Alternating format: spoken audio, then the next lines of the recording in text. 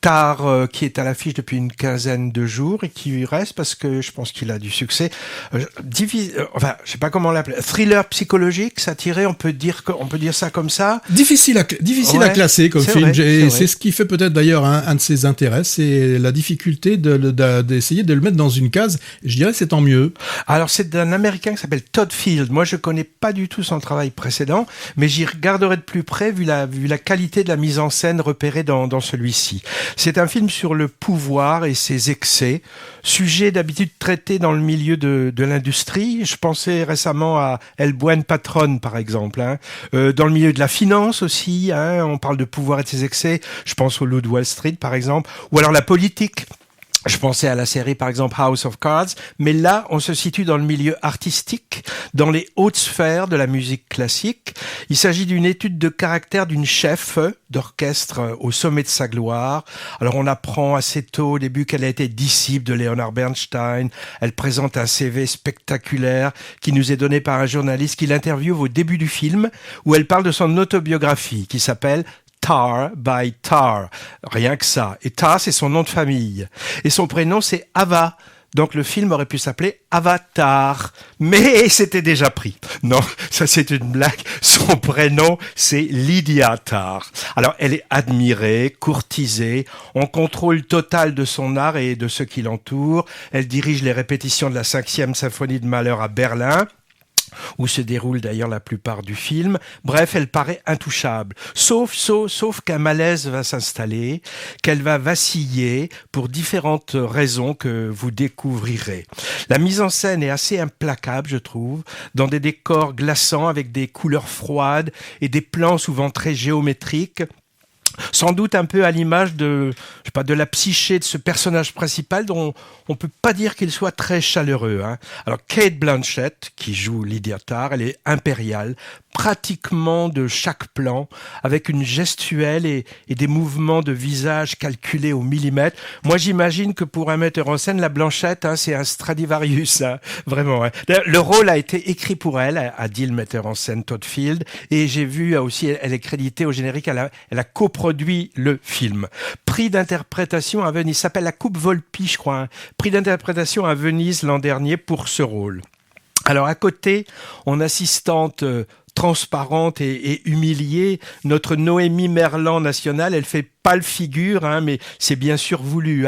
C'est vrai que c'est une actrice qui avait un peu plus de punch et d'abattage dans le récent L'Innocent de Louis Garrel. Oui. Elle est d'ailleurs nominée comme jeune espoir au César. Donc film sur la célébrité donc, et sur la parole aussi. Il y a quand même pas mal de dialogues, voire de monologues assez cassants du personnage principal. Et c'est un film qui égratigne aussi au passage le côté néfaste des réseaux sociaux qui peuvent défaire des réputations avec quelques montages vidéo à charge. Moi, j'y pensais après, on pourrait aussi taxer le film d'être un petit peu réac. Ça m'est venu à l'esprit. Finalement, il montre sans grande empathie la chute d'une femme puissante, comme dirait l'autre, une femme engagée, féministe, lesbienne assumée, mais abuseuse. On dit abuseuse ou abusive ?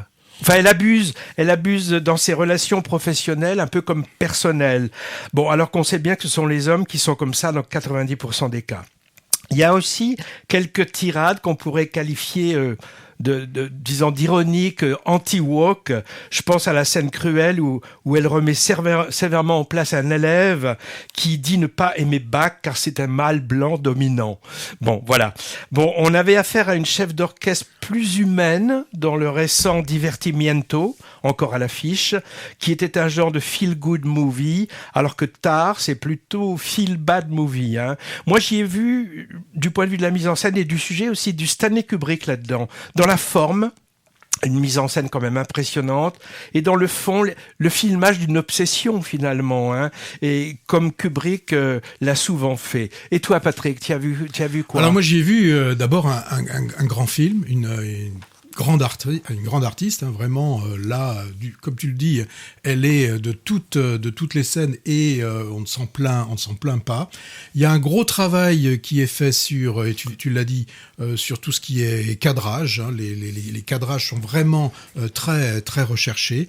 Il y a aussi immense travail sur la bande son, puisque Tar devient obsédé par ces petits bruits, des petits bruits d'alarme. Vous savez, des fois dans une maison, on entend une petite alarme et on n'arrive pas à savoir d'où ça vient, ou un bruit qui va venir d'un réfrigérateur qui se met en marche. Ça, cette partie-là, donc cette partie un peu thriller, et je l'ai trouvée assez intéressante, parce que justement elle permet d'amener autre chose que de suivre donc cette femme qui est en train de diriger, de la voir tous les jours, et puis bon, il y a ce background avec cette affaire qui va ressortir. Donc ça, j'ai trouvé ça intelligent et intéressant. Le film est long, il fait 2h30, mais moi, je les ai pas vus. J'ai pas vu non plus ces 2h30. Alors il y a des petites choses qui m'ont amusé.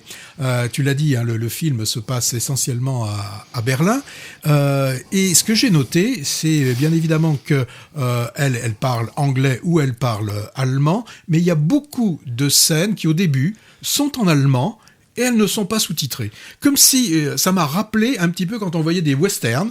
Quand il y avait les Indiens qui parlaient dans le fond, ça n'intéressait personne. Ils parlaient dans une autre langue, donc inutile de les sous-titrer. Là, je pense qu'ils se sont dit, bon non, c'est pas la peine, c'est les Allemands qui parlent, ils sont dans le fond, ça sert à rien. Bon, j'ai quelques petites connaissances en allemand, j'ai pu comprendre ce qui était dit. Bon, c'était des choses qui étaient pas très très intéressantes, hein, qui n'avaient pas forcément nécessité, mais j'ai trouvé ça assez étonnant et assez bizarre. En tout cas, depuis le début de l'année, avec les quelques films, la trentaine de films peut-être qu'on a déjà vus, il fait vraiment partie déjà de ceux qui sortent du lot. Alors tu sais, j'ai un scoop. Tu sais qui c'est qui devait jouer le rôle aussi de Lidiata? C'était Audrey Tautou.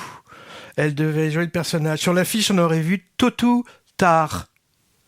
Tôt ou tard. Non, bon, d'accord. On est mûr pour un remake des grosses têtes sur RG33. Non, alors là, je serais pas avec toi. Je l'avais préparé, ça. Bah ça, je m'en doute, parce que là, j'ai mis quand même un certain temps à comprendre. Alors, faut comprendre le Hervé Brie. C'est pas toujours évident.